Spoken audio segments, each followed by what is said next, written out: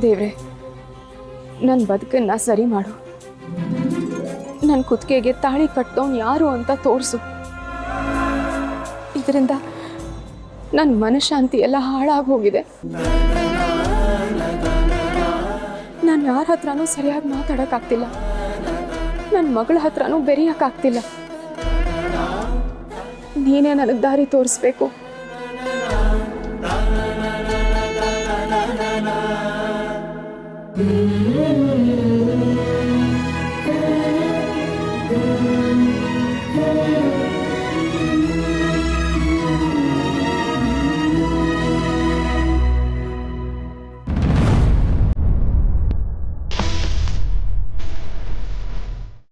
ಪುರೋಹಿತ್ರೆ, ಈ ರೀತಿ ಸೇವೆ ಮಾಡಿದ್ರೆ ನಾವು ಅನ್ಕೊಂಡಿದ್ದೆಲ್ಲ ನೆರವೇರುತ್ತಾ?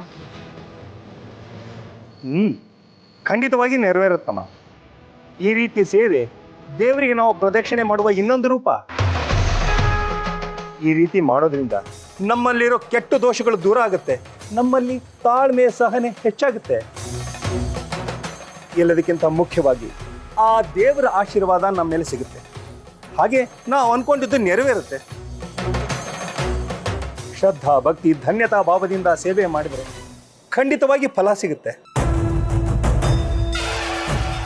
ಹಾಗಾದ್ರೆ ಈ ಸೇವೆ ನಾನು ಮಾಡಬಹುದಾ ಪುರೋಹಿತ್ರೆ? ಖಂಡಿತವಾಗಿ. ನಿನ್ನೊಳಗಡೆ ಏನಾದರೂ ಕೋರಿಕೆ ಇದ್ದರೆ ಅದನ್ನು ಅನ್ಕೊಂಡು ಈ ಸೇವೆ ಮಾಡಬಹುದು.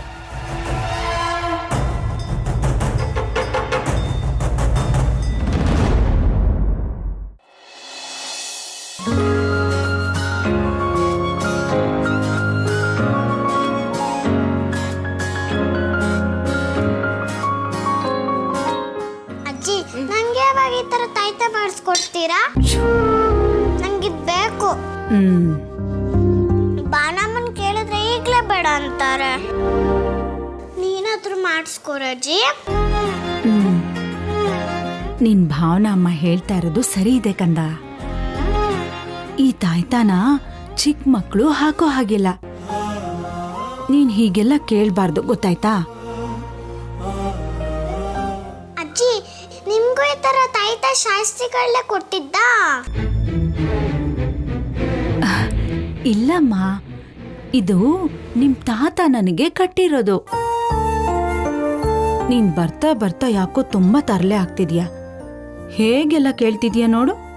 ನನ್ನ ಹತ್ರ ಕೇಳ್ದ ಹಾಗೆ ಬೇರೆ ಯಾರ ಹತ್ರನೂ ಕೇಳ್ಬಾರ್ದು, ಆಯ್ತಾ? ಯಾಕೆ ಕೇಳ್ಬಾರ್ದು ಅಜ್ಜಿ? ಯಾಕೆಂದ್ರೆ ನೀನ್ ಇನ್ನು ಚಿಕ್ಕವಳಲ್ವಾ. ದೊಡ್ಡವಳಾಗ್ತೀಯಲ್ಲ, ಆಗ ನಿನಗೆ ಗೊತ್ತಾಗತ್ತೆ.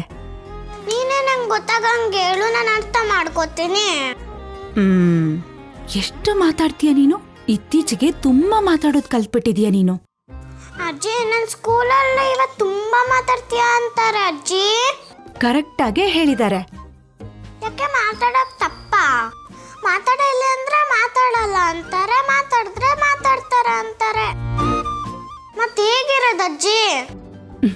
ಅಬ್ಬಬ್ಬಬ್ಬಬ್ಬಾ, ನಿನ್ ಪ್ರಶ್ನೆಗಳಿಗೆ ಉತ್ತರ ಕೊಡೋದೇ ಕಷ್ಟ ಕಣೆ.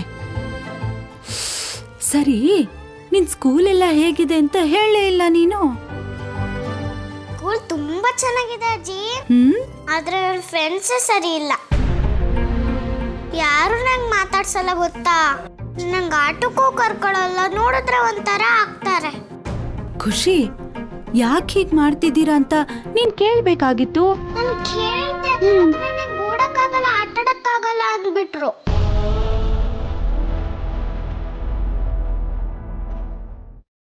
ಅವ್ರಿಗೆಲ್ಲ ನೀನ್ ಹೇಳು, ಸ್ವಲ್ಪ ದಿನದಲ್ಲೇ ನಾನು ನಿಮ್ಮೆಲ್ರ ತರ ಓಡಾಡ್ತೀನಿ ಅಂತ.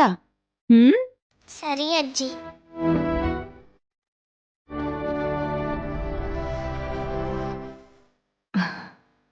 ದೇವ್ರೆ, ಈ ಮಗು ಮೊದ್ಲಿನ ತರ ನಡೆಯೋ ಹಾಗೆ ಮಾಡಪ್ಪ.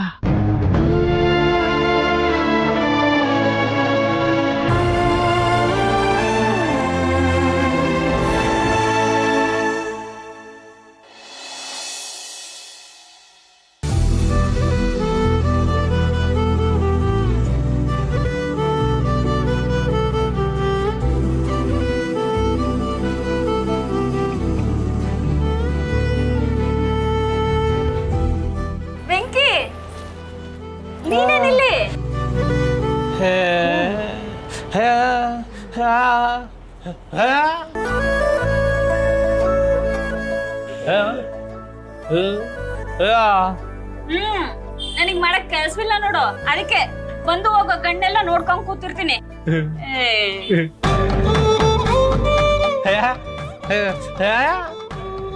ಯಾಕೆ ಬಂದಿಲ್ಲ ಅಂತನಾ? ವೆಂಕಿ, ಇವತ್ತು ಚೆಲ್ವಿ ಬರಂಗಿರ್ಲಿಲ್ಲ, ಅದಕ್ಕೆ ಮನೆಯಲ್ಲೇ ಇದೀವಿ ಕಣ್ಮಗ.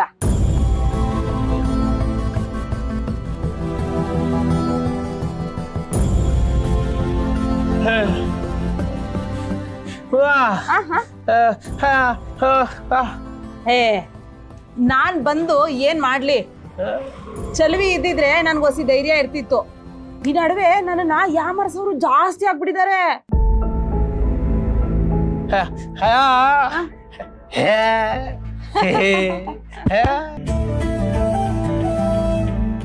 ಇವತ್ತೊಂದಿನ ಅಂಗಡಿ ತೆಗ್ದಿಲ್ಲ ಅಂದ್ರೆ ಏನು ಆಗಲ್ಲ, ಪರವಾಗಿಲ್ಲ ಬಿಡು.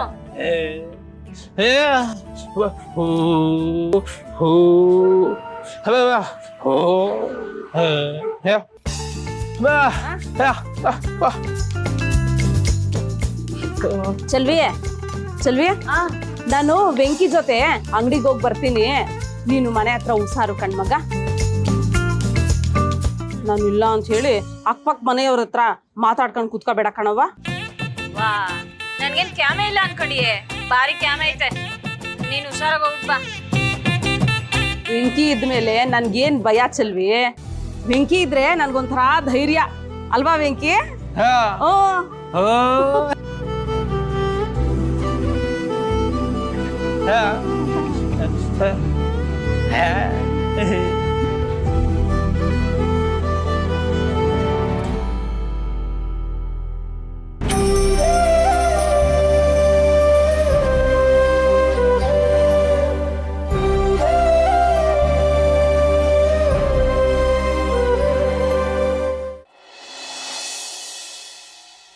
ದೇವ್ರೆ, ನನ್ನಲ್ಲಿರೋ ಪ್ರಶ್ನೆ ಒಂದೇ. ನನ್ನ ಕೊರಳಿಗೆ ಈ ತಾಳಿ ಕಟ್ಟಿದ ಯಾರು ಅನ್ನೋದು ನನಗೆ ಗೊತ್ತಾಗಬೇಕು. ಇದರಿಂದ ನನ್ನ ಜೀವನ ಯಾವ ಸ್ಥಿತಿಲಿ ಬಂದು ನಿಂತಿದೆ ಅಂತ ನೀನೇ ನೋಡ್ತಿದ್ಯಾ. ಇದ್ರ ಬಗ್ಗೆ ಇನ್ನೂ ಗೊತ್ತಾಗಲಿಲ್ಲ ಅಂದರೆ ನನ್ನ ಜೀವನ ಕಣ್ಣೀರಲ್ಲೇ ಮುಳುಗೋಗುತ್ತೆ. ಈ ಹೆಜ್ಜೆ ನಮಸ್ಕಾರ ಮಾಡೋದ್ರಿಂದ ನಮ್ಮ ಕೋರಿಕೆಗಳು ಈಡೇರುತ್ತಂತೆ. ಈ ಸೇವೆಯಿಂದ ನನಗೆ ಶಕ್ತಿ ಕೊಡು, ಎಲ್ಲರನ್ನೂ ಎದುರಿಸೋ ಅಂಥ ಧೈರ್ಯ ಕೊಡು. ಇದನ್ನ ಕಟ್ಟಿದವನು ನನ್ನ ಮುಂದೆ ಬರೋ ಹಾಗೆ ಮಾಡು.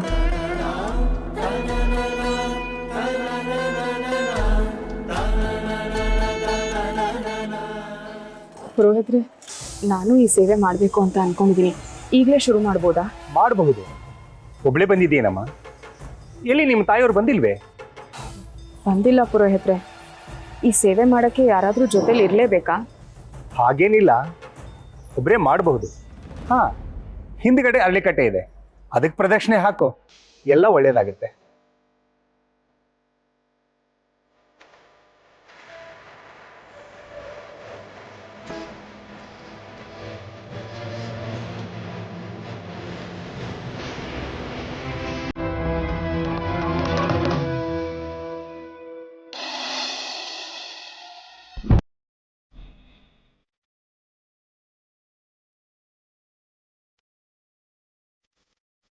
ಅತ್ತೆ,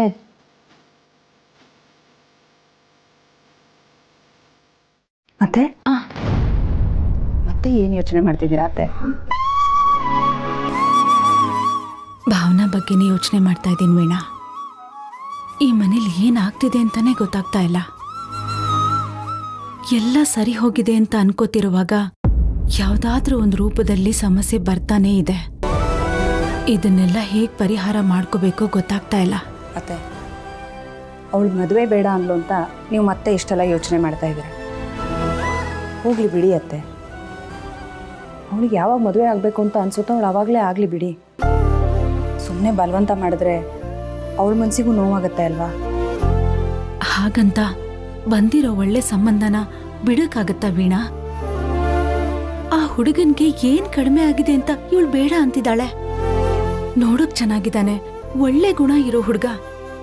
ಮುಖ್ಯವಾಗಿ ಖುಷಿ ಜೊತೆ ಭಾವನ ಒಪ್ಕೊಂಡಿದ್ದಾನೆ. ಇದ್ರಿಂದ ಭಾವನಾ ಖುಷಿ ಜೀವನನೂ ಚೆನ್ನಾಗಿರುತ್ತಲ್ವಾ? ಅಂಥದ್ರಲ್ಲಿ ಇವಳು ಮದುವೆನೇ ಬೇಡ ಅಂದ್ರೆ ಹೇಗೆ ಹೇಳು? ಆಗ್ಲೇ ಮದ್ವೆ ವಯಸ್ಸು ಮೀರಿ ಹೋಗಿದೆ ಇವಳಿಗೆ. ಎಲ್ರೂ ಅವಳ ಬಗ್ಗೆ ಮಾತಾಡ್ತಿರುವಾಗ ನನ್ ಮನ್ಸಿಗೆ ಒಂಥರ ಸಂಕಟ ಆಗತ್ತೆ ವೀಣಾ. ಇವಳು ಯಾಕೆ ನಮ್ಮನ್ನೆಲ್ಲ ಅರ್ಥ ಮಾಡ್ಕೋತಾ ಇಲ್ಲ? ಈಗ ಏನು ಮಾಡೋದತ್ತೆ? ಹೋಗಲಿ, ನೀವು ದೇವಸ್ಥಾನಕ್ಕೆ ಹೋಗಿ ಅವಳ ಹೆಸರಲ್ಲಿ ಒಂದು ಹರಕೆ ಹೊತ್ಕೊಳ್ಳಿ, ಎಲ್ಲ ಸರಿ ಹೋಗುತ್ತೆ. ಈಗಾಗ್ಲೇ ಅವಳಿಗೆ ಬೇಗ ಮದ್ವೆ ಆಗ್ಲಿ ಅಂತ ಪೂಜೆ ಮಾಡಿಸಿದೀವಲ್ಲಮ್ಮ, ಮತ್ತೆ ಎಷ್ಟು ಸಲ ಮಾಡೋದು? ಅತ್ತೆ, ನಮ್ಮ ಕೈಲಿ ಆಗದೆ ಇದ್ದಾಗ ನಾವು ಆ ಭಗವಂತನ ಮೊರೆ ಹೋಗ್ತೀವಿ. ಮನುಷ್ಯನ ಕೈಲಿ ಸರಿ ಮಾಡೋಕ್ಕಾಗದೇ ಇರೋದನ್ನು ಆ ದೇವರು ಸರಿ ಮಾಡ್ತಾನೆ. ಒಂದ್ಸಲ ಪೂಜೆ ಮಾಡಿಸಿದೀವಿ ಅಂದ ತಕ್ಷಣ ಇನ್ನೊಂದು ಸಲ ಪೂಜೆ ಮಾಡಿಸೋದ್ರಲ್ಲಿ ತಪ್ಪೇನಿಲ್ಲ ಅಲ್ವಾ ಅತ್ತೆ? ನೀವು ದೇವಸ್ಥಾನಕ್ಕೆ ಹೋಗಿ ಬನ್ನಿ, ದೇವ್ರ ಹತ್ರ ಬೇಡ್ಕೊಂಡ್ರೆ ನಿಮಗೂ ಸಮಾಧಾನ ಆಗುತ್ತೆ. ನೀನ್ ಹೇಳೋದು ಸರಿಯಾಗಿದೆ ವೀಣಾ. ಯಾವುದಕ್ಕೂ ನಮ್ಮ ಕಷ್ಟಗಳೆಲ್ಲ ಪರಿಹಾರ ಆಗಿ ಅವಳು ಮದ್ವೆಗೆ ಒಪ್ಕೊಳ್ಳೋ ಹಾಗೆ ಮಾಡಪ್ಪ ಅಂತ ಹರಕೆ ಕಟ್ಬರ್ತೀನಿ.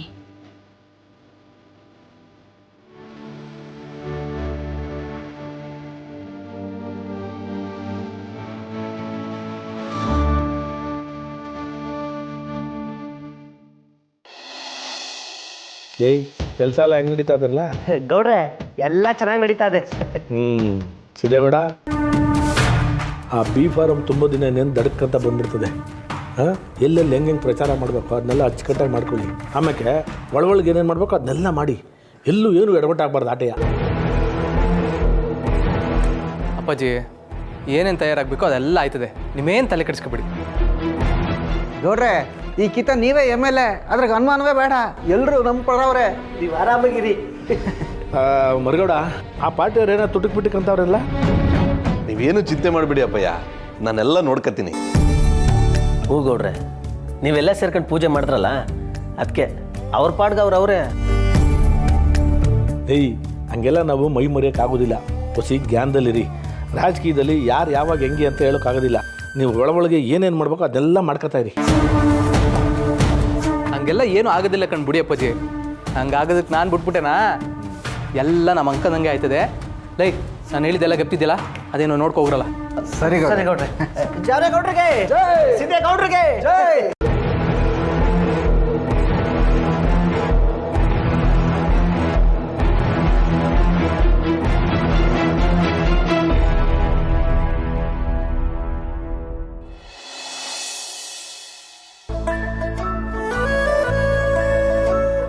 ಏನ್ ಬೆಟ್ಟಮ್ಮ, ಒಬ್ರೇ ಇದ್ದೀರಲ್ಲ, ನಿಮ್ ಮಗಳಿಲ್ವಾ? ಓ, ಲಕ್ಷ್ಮವ್ವನಾ? ಹೌದು, ನಾನೇ. ನಿಮ್ ಮಗಳಲ್ಲಿ? ಅವಳಿವತ್ತು ಬರಂಗಿಲ್ಲ ಕಣವ, ಅದಕ್ಕೆ ನಾನೇ ಬಂದು ಕುಂತೀವ್ನಿ. ನೀವೊಬ್ರೇ ಹೇಗ್ ವ್ಯಾಪಾರ ಮಾಡ್ತೀರಾ? ಏ, ಸಂದ ಕೇಳಿದ್ರಿ. ಕಣ್ಣಿಲ್ದಿರೋ ಕುರುಡಿಗೆ ಹೆಂಗ್ ವ್ಯಾಪಾರ ಮಾಡಕ್ಕಾದದು? ಎಲ್ಲ ನಿಮ್ಮ ಮಗನೇ ಸಹಾಯ ಮಾಡ್ತಾವ್ನೆ. ನಾನು ಸುಮ್ಮನೆ ಇಲ್ಲಿ ಕುಂತೀವ್ನಿ ಕಣವ. ನಮ್ ಬೆಂಕಿನಾ? ಹೌದು ಕಣವ, ನಾವಿವತ್ತು ಅಂಗಡಿ ತೆಗಿಯೋದು ಬೇಡ ಅಂತ ಅನ್ಕೊಂಡಿದ್ವಿ. ವೆಂಕಿನೇ ಮನೆವರೆಗೂ ಬಂದು ಕರ್ಕೊಂಡ್ ಬಂದು ಕುಂದ್ರಸವನೆ. 2 ಅಂಗಡಿನೂ ಅವನೇ ನೋಡ್ಕೋತಿರೋದು. ಬೆಂಕಿ, ಬೆಂಕಿ, ಬೆಂಕಿ, ಬಾಯಿಲಿ. ವಾ,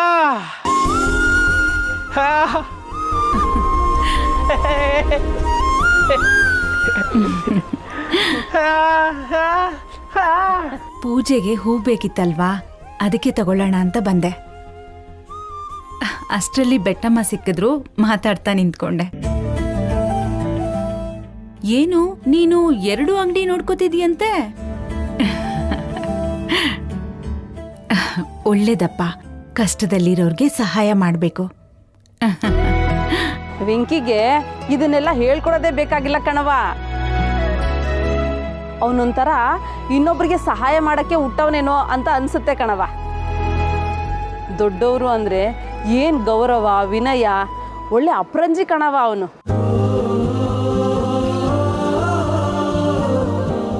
ಪೂಜೆ ಸಾಮಾನು ಕೊಡ್ಲೆ? ನಾನ್ ತಗೋತೀನಿ.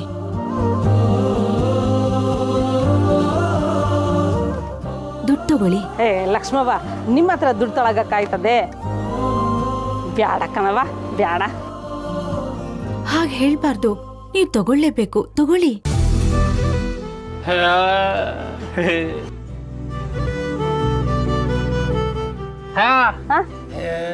ಏನ್ ವೆಂಕಿ?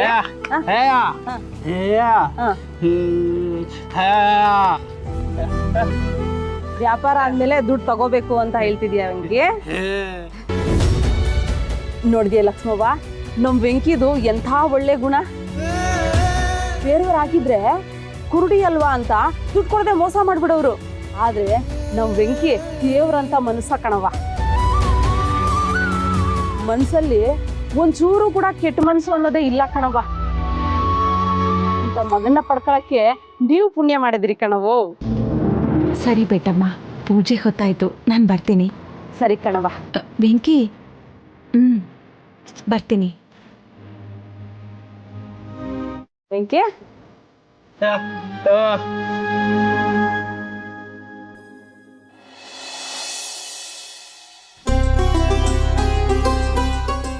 ಲಕ್ಷ್ಮಮ್ಮ, ಆಗ್ಲೇ ನಿಮ್ಮ ಮಗಳು ಕೇಳಿದ್ರೆ ಜೊತೆಲಿ ಯಾರು ಬಂದಿಲ್ಲ ಅಂತ ಹೇಳಿದ್ರು. ಇಲ್ಲಿ ನೋಡಿದ್ರೆ ನೀವು ದೇವಸ್ಥಾನಕ್ಕೆ ಬಂದಿದ್ದೀರಾ? ಏನು, ನನ್ನ ಮಗಳು ದೇವಸ್ಥಾನಕ್ಕೆ ಬಂದಿದ್ದಾಳ? ಯಾರು, ಮಂಗಳನಾ? ಮಂಗಳ ಅಲ್ಲ, ಭಾವನಾ. ಭಾವನಾನಾ?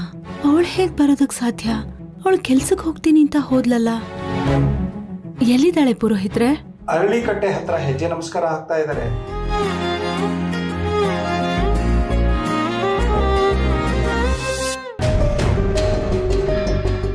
ಅಲ್ಲ, ಇವಳು ಹೆಜ್ಜೆ ನಮಸ್ಕಾರ ಯಾಕೆ ಹಾಕ್ತಾ ಇದ್ದಾಳೆ?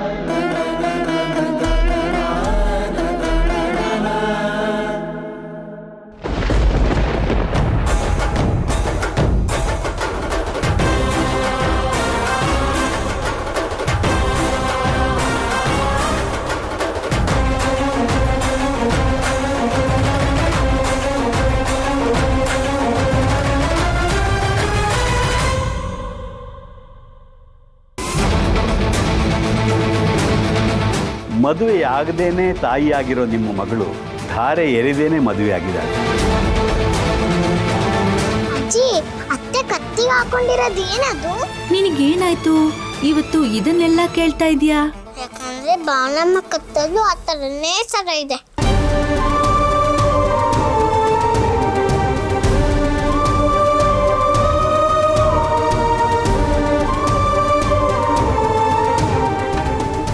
ಅಯ್ಯೋ ದೇವ್ರೆ, ಏನಪ್ಪ ಇದು? ಆ ತ್ರಿಕಾಲಜ್ಞಾನಿಗಳು ಹೇಳಿದ ಮಾತು ಸತ್ಯ ಅನ್ನಿಸ್ತಿದೆ. ಮದ್ವೆ ಆಗೋಗಿದೆ ಅಂತ ಯಾಕೆ ಹೇಳಿದ್ರು ಅನ್ನೋದು ಈಗ ಅರ್ಥ ಆಗ್ತಿದೆ.